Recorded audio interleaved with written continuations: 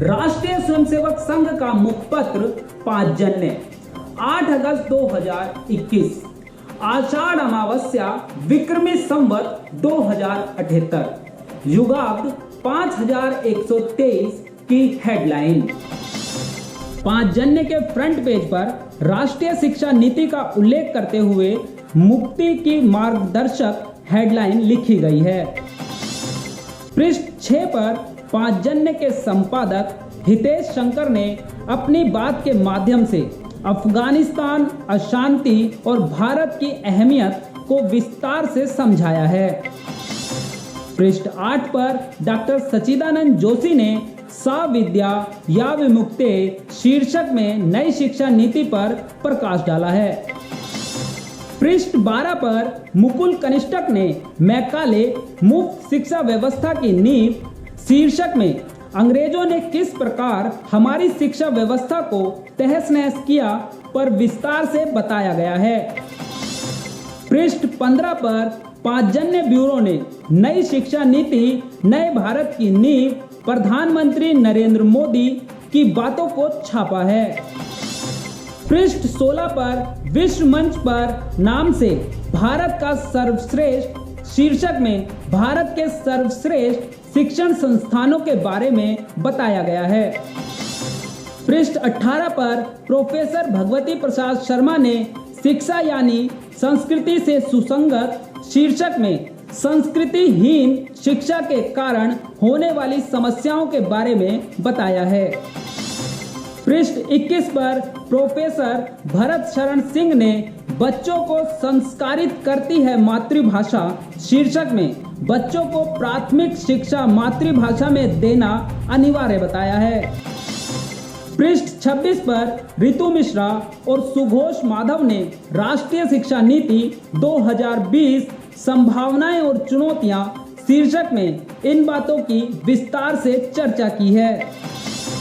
पृष्ठ 29 पर राकेश कुमार झा ने ऐसे करे लोक सेवा की तैयारी शीर्षक में संघ लोक सेवा आयोग सिविल सेवा की तैयारी करने के तरीकों को बताया है।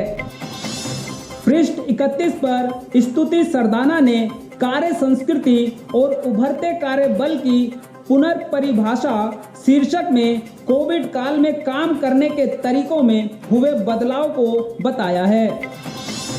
पृष्ठ 34 पर संस्तुति सरदाना ने ये पाठ्यक्रम कराते हैं ग्लैमर की दुनिया में प्रवेश शीर्षक में ग्लैमर की चकाचौंध भरी दुनिया में प्रवेश कराने वाले पाठ्यक्रमों व प्रवेश प्रक्रिया के बारे में बताया है।